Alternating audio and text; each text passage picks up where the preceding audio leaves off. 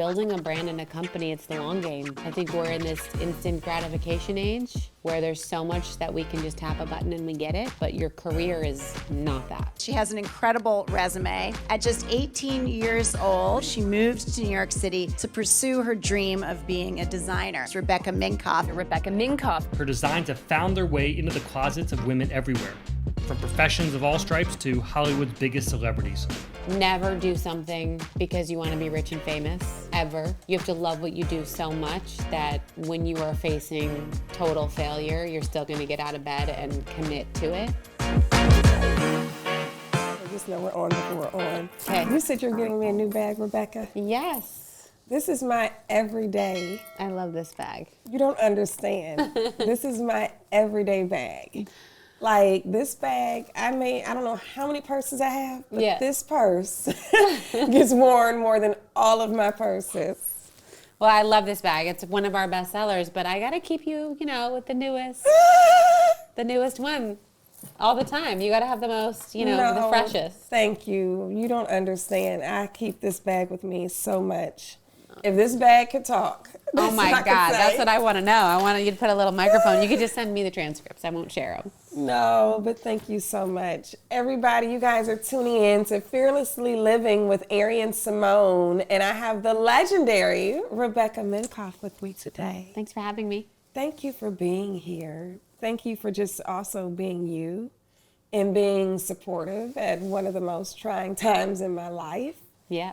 But you were asking me something earlier. I said there has got to be a silver lining with everything. And I'm hoping there is. And I was like, is there? Well, I believe in life that there has to be a silver lining. I'm an optimistic person. I believe there's always something positive to gain from something. So I know there is. I can say that we've had more visibility as a fund with what we do. During this time, I can say, let me see. There's a lot of people that we didn't know support us, that we found out about. I think we're in an interesting time in this country. Not this country, this world. Yeah. It's interesting all over. Just wars are breaking out, just so much. I had no clue that I would ever be, of course, sued for what we're being sued for just investing in women of color. But yeah, I think this podcast and even the timing of it, I guess, is one of the silver linings as far as getting voices out there. I think in telling stories, I definitely believe that greatness will come from it. It's just a matter of going through the process. Yeah. And speaking of just going through the processes, I want to talk about just your journey. And I want to talk pre-exit, but people see, of course, your name. People see everything in the stores and all your success. But what has this journey overall been like for you? And give me a couple lessons you've learned. Oh my gosh. Well, it's been 20 years in a year, so 19 years in. Congratulations. Yeah, we're celebrating our 20th anniversary in 2025. And I feel like I was just putting my archive into storage, and so I was going through the first line sheets, some of the first bags, and and I was like, wow, that feels like I was a different person and another lifetime ago. I think we become so many different people in the span of a lifetime. Mm-hmm. And so it's been all the ups and downs of entrepreneurship, which I feel like is not always shared. It's the more moments than you could count of like, are we going to make it, right? And then, the excitement and highs. So I feel like the lessons I could say is never do something because you want to be rich and famous, ever. You have to love what you do so much that when you are facing total failure, you're still going to get out of bed and commit to it. Mm-hmm. And I would say with building a brand and a company, it's the long game. I think we're in this instant gratification age where there's so much that we can just tap a button and we get it, but your career is not that. And you have to be thinking 10, 20 years out versus one or two. And it's those rare unicorns that are like, oh, we started a business and we sold it for $1 billion a couple years later. Like, that's rare. And you know that. Mm-hmm. So be in it for the long game and just love what you do, because it can get so hard and you are feeling like the world is against you, as you might be feeling now, or not the world, some men that you're like, nope, still love what I do. So when you started 20 years ago, Yeah. was that part easy? Did you start bootstrapping or did you start with funding? I started with nothing and bootstrapped. We bootstrapped for the first 7 years. 7? Yeah. So back then. That's a long time. It was a long time. But back then, in ancient history, VC was not a term that was being even known in the fashion industry. And PE firms were buying way bigger companies. But again, playing in the fashion space was rare. Mm-hmm. So we originally used my brother's Amex till we couldn't. Then he mortgaged his house. And then it wasn't until we were doing probably like $1 million in sales a year that we were able to get a loan through a factoring company, which is pretty specific to fashion. Yeah. It's standard in fashion for your POs. Yeah. How long did it take you to get to that first $1 million? It took us about 2 years to get to that first $1 million. So the growth in the beginning was really quick. Oh, that's okay. What made that really quick? I think, again, it was a time, no social media. You know, celebrities wearing something could spike your sales in a way that no other. It was less concentrated. Yes. So magazines were like, if they featured you, it actually moved units. So I think for me, it was a couple of the right celebrities and the right press. And, you know, we could see it. The business was like 250,000, then $500,000, then $1 million, and then $5 million. I remember our factor said to us, when you hit $5 million, you'll be profitable. And I drew this terrible thermometer that my employee said looked like something else, inappropriate. And I was like, we just have to get to 5 million and then all the pain will go away, right? Meanwhile, we hit 5 million, we were not profitable, and the pain had not yet even begun. It probably had increased. Yeah. Oh my God. Yeah. 7 years without funding. Yes. I think people need to realize that level of grit and that level of work ethic, because entrepreneurship has gotten so sexy. Yeah. So it's like, oh, I just raised 10 million. Oh, I just raised. I'm like, no. I'm like, do you understand just the level of discipline? Yeah. So when it comes to that, now mind you, not to date us, we're a little bit older than some of the people in their 20s that are like, oh yes, I just raised this.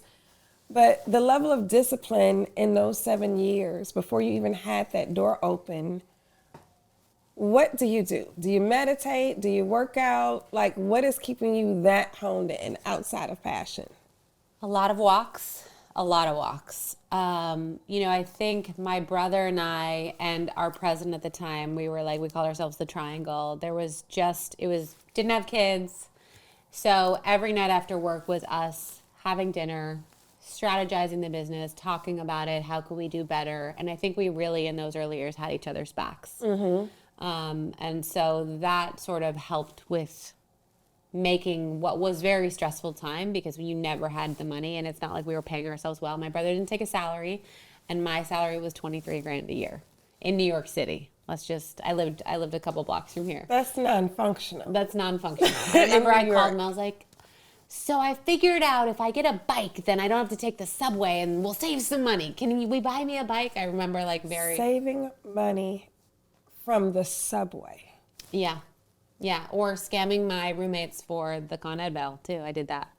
If you are enjoying this experience, be sure to leave a review. You can leave a review on Spotify or Apple Podcasts. I look forward to receiving it. Now back to the episode. You had roommates. I had roommates. Definitely, because I'm like, this $23,000, I was like, okay, is a man paying these bills? I'm like, no one was paying the bills. I had roommates. I was even... You know, I think it took a while before we could figure out a way. Again, we were like, all expenses were going into the business. So it was really like, hey, he would say to me, Rebecca, what can you live on? And I made the mistake of lowballing myself, which I shouldn't have done. But anyways. Do you think women do that often? Probably. I think we want to be safe. We want to just be conservative. And then sometimes we see that it's too low. And it's not like I should have been egregious, right? But I could have picked something that, I didn't have to call Chase Bank to make sure I had enough balance in my account to go out to eat dinner, There could have been whatever. It could have been better. But I think those moments force you to really take stock of what matters, what's important. And again, do you love what you do enough that it's not about the money? Because I was happy. I was living in New York, my dream, a successful handbag company. So at the time, like, it hurt, but I wasn't like, ugh. Did it teach you to now ask for what you want, though?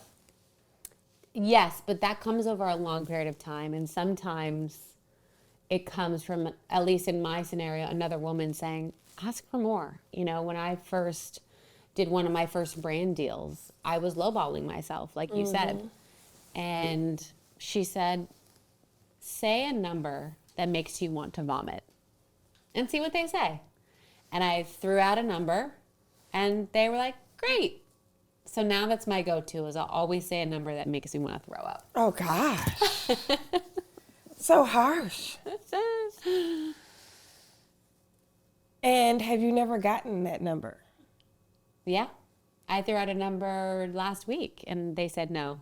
They couldn't do it. And I took what they offered because I knew that she really tried and it wasn't something that she could do. Gotcha. Understood. It was beyond capacity. Yeah.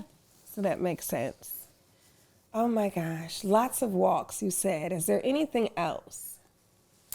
I mean, for me, my religion has always been personal, but I do take solace in the community, and I feel like the female founder community too, being able to find another woman who's going through, maybe it's not the same industry, but the same sort of just like, oh, you too? And just staying sane by just having other women to talk to, which it was rare. Again, like in fashion, it was so competitive. Like, God forbid you shared what you were going through with another designer because they might be excited and steal your business, So, oh my gosh, so cutthroat. Yeah. When you said the community, you are a part of a community, Yes. co-founded a community. Talk about that. So the inspiration for me to find and start this community was really about loneliness and about, again, the lack of equality, which you know so well. Women making 80 cents on the dollar if you're lucky, and 35 cents, I think, if you're not as lucky. And how are we going to make the gender gap close? And to me, it was like, put money in women's hands. Who are the women that are doing that? Female founders. So that was kind of why I wanted to launch Female Founder Collective. And Allie and I, when we came together, really felt like we should educate women. We all start our business with some passion, blind passion, and then reality kicks in and you don't know a lot of stuff. So how could we be the resource for community, education, and then introductions to funds like yourself, to showcase these amazing burgeoning brands that, do need funding and are done with their 7 years of bootstrapping. And you guys have been providing a lot in the Female Founder Collective. Just even the page alone gives so much advice. You guys have mentorship. You guys have an amazing event. I spoke at it. What's next within the community that you would want to see?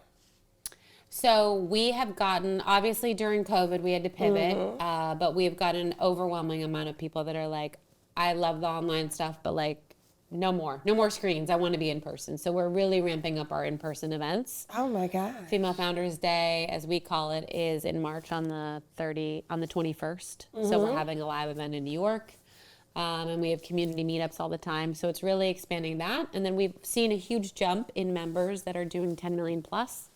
So we're really wanting to launch another tier where when you're doing 10 million plus, you need other things. Let's talk about that. So right now, even in our fund, we've invested in, I think, 44 companies. Yeah, 44 companies. And we've got about 10 girls that are in that category, that $10 to $50 million ARR, annual recurring revenue. But what I'm noticing is previously, a lot of, I guess say women of color, they couldn't raise, I won't say couldn't. It wasn't common for them to raise B rounds, C rounds, D rounds. And I'm like, I'm gonna do a case study on these girls because they're at a place right now where I'm like, investors should be knocking at their doors. Right. And I'm like, what does this look like when you're in this space and needing support? So what you're talking about is true. Yeah. We're encountering that right now in our portfolio, which is good for us for business. Yeah.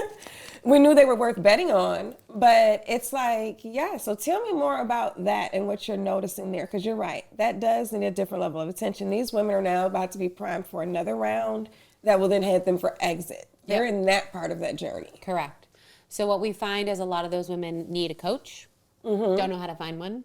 They need more PR support and visibility from a good company who understands and can tell the founder story. They also need to understand at this next level, like you said, it might be preparing to exit. So who are they getting in bed with? What does an earnout look like? How do you not get, can I swear on this podcast? Oh, yes. Go ahead. How do you not get fucked on your earnout? It's true. Right? By a parent company suppressing the profits. Like we had a founder at our retreat who had a very healthy purchase, but the earnout was quite sizable, and they suppressed all marketing efforts so they couldn't make their numbers, and guess what? You don't get the money. So it's different pain points that you need help navigating at that moment. We're going to dive a little bit deeper into this, and this is not to get into your personal life. Yes. I mean, unless you just want... You can get into my personal life. Okay, I'm like, unless you just want to share. I want people to understand how some exits cannot look like they want them to look like as you're going to right now. And what would be your suggestion? I had no clue we were going this direction in the podcast, but we are. Okay. Well, there's a myriad of exits, and you can't just read the highlights, right? Or what was put in the newspaper. So again, I won't name this company. Incredible valuation. Sounds like they got, let's just make it up, $60 million. But guess what? They probably got 20 with a $40 million earnout that they had to hit certain benchmarks, and then the parent companies, like I said, suppressed all marketing and they couldn't hit it.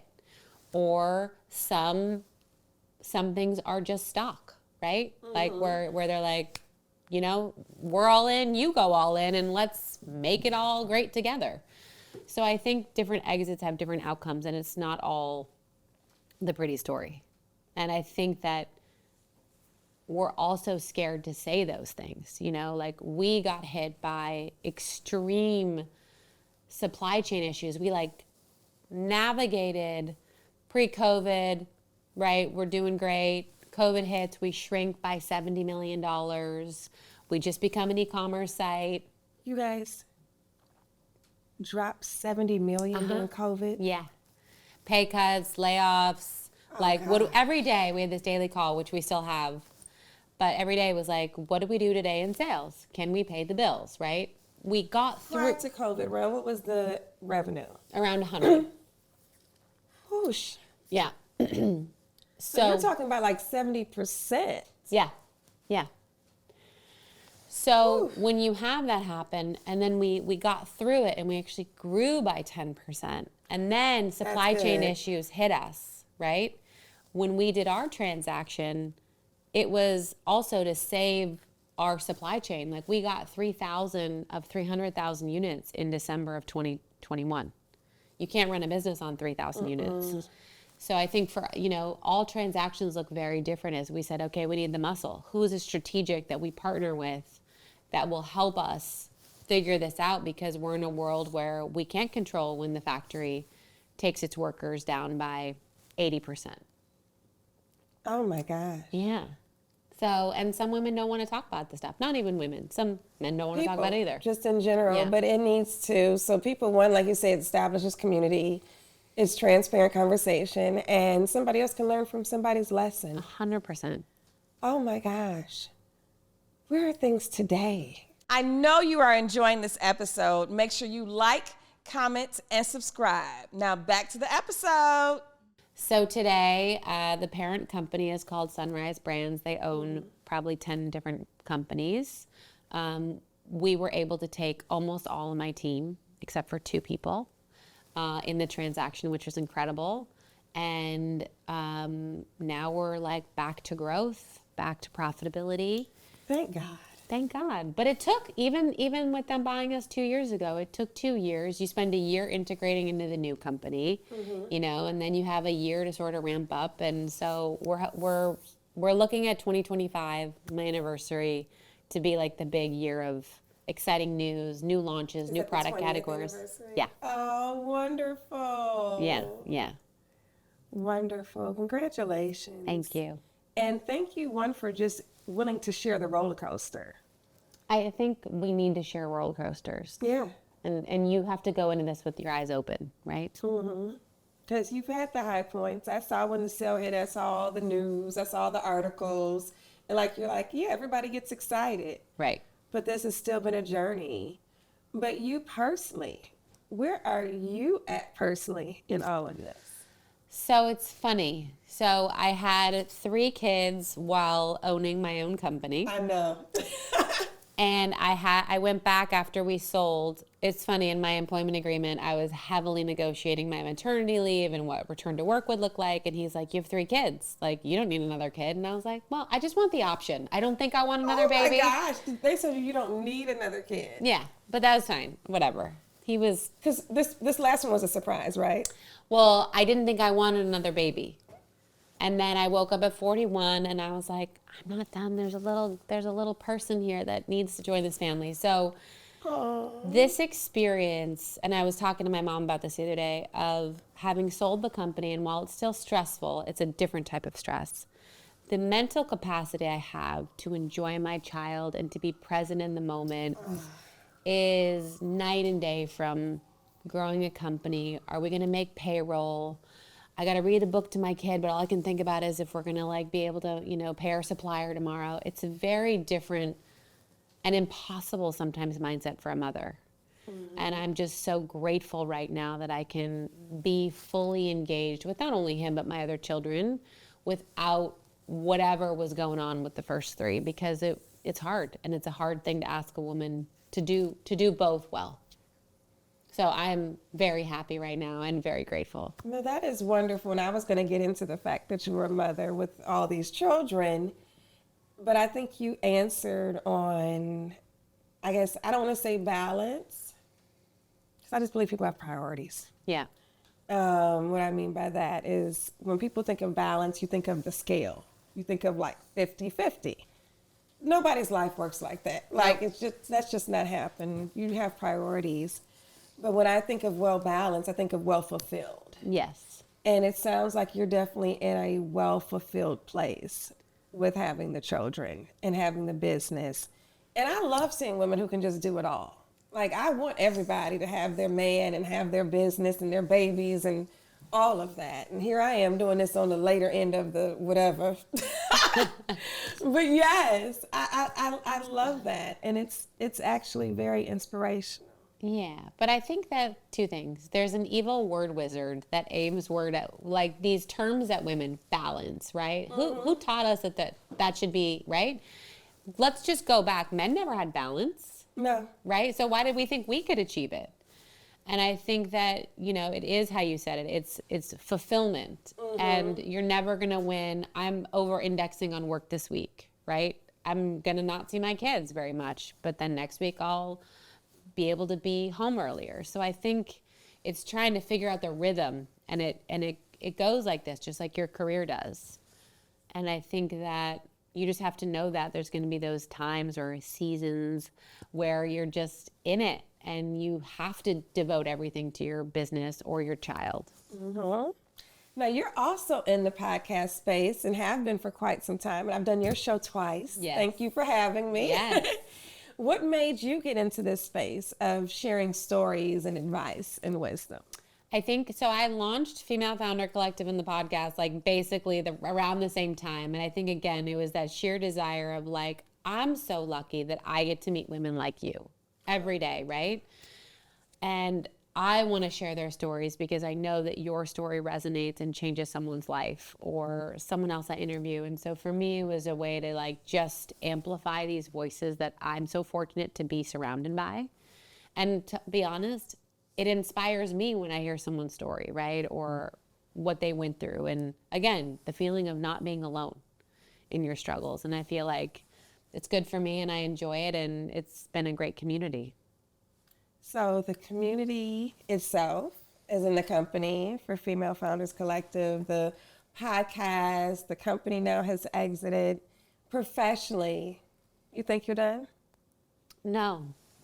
I'm not done, but I think my next, let's say, phase. Evolution? My next is I have no, people are like, well, are you going to leave, when your contract's up? And I was like, I really don't want to leave. I'm very happy. That's interesting. Yeah. Because a lot of people usually do. Where would I go? After they There's exit. my name. After they exit, and then they have their how many years you have to be with the company. Right. But you're right. Your name is on this. My name is on that, and I spent 20 years building this. So I say, unless they take it in a direction, that it ends up in the toilet, why would I want to not control that outcome? So I want to stay, but I also would love to be on a board. I think Yes. that would be interesting. So 2024 is my year of the getting on a board. And then I have one idea for a product company, not even in this space at all. It's in health that I would love to launch. That's not a distraction. That's very easy in terms of implementation because I might be related to some people who can help me. And that's kind of it. Don't say what it is. No. But what would it help? We manage a lot as women, and people are always like, how do you have the energy, right? And I'm like, well, have you seen when I post like the amount of supplements I'm taking to like nourish my body so I can go? So it's in that space, but it just helps with, I can't say much more, but it'll help with keeping you going. You guys, whatever she's working on, I need it now. I came in here hunched over off of an IV. She did. Yes, because, and I have no problem with even sharing it. I came in here, I was starting off the semaglutide shots to help lose weight, and the dosage I think they gave me was too high. Yeah. So I was like, let me get an IV to help flush this out my system. Oh my gosh. So whatever this is that you are working on to keep women's energy up and keep things going, Yeah. I'm looking forward to it. It's be one of my test cases. I'm looking forward to it. Well, is there any last words you just want to leave? I just think that now more than ever, women need to band together and support each other. I think there's examples of divisiveness and separateness everywhere you look. You don't have to go far. And I think that we owe it to each other just to keep supporting each other. And it's not just the like on Instagram. It's going out of your way to buy female founded, going out of your way to walk to the further coffee shop or research your companies and see what you can to support them. And so in my life, I'm always like, well, is it woman owned? Let me, I'm not going to lie. I go to Amazon, I buy my paper towels on there. Right? But like when it's a purchase that really matters, like can you have it go towards women? Because I have to hope that if we are ever allowed to be in power, we'll do it better. The intentionality Yeah. of supporting women. And I have to hope that our nurturing Mother Nature side would want civilization to continue rather than explode itself. Of course. And especially with the state that the world is in today. Thank you guys so much for tuning in to Fearlessly Living with Arian Simone. If you've enjoyed this episode, be sure to like, comment, and subscribe. Thank you. Thank you. Thank you so much. Did I go deep enough on everything? Or should No, I? yes, you Okay. did. If you feel, we can even discuss now. You feel like you've left out anything? No. I just wanted to make sure that I didn't just skim over. No, I think you definitely did. I think your name is a name out there that a lot of the listeners have seen, of course, in shops and in stores, but probably didn't know the story behind to know her entrepreneurial journey looks just like yours. Yep. I think Maybe even scarier. I think that I think that's something that will resonate with them. Okay. Yes. Cool. Thank you. Yeah.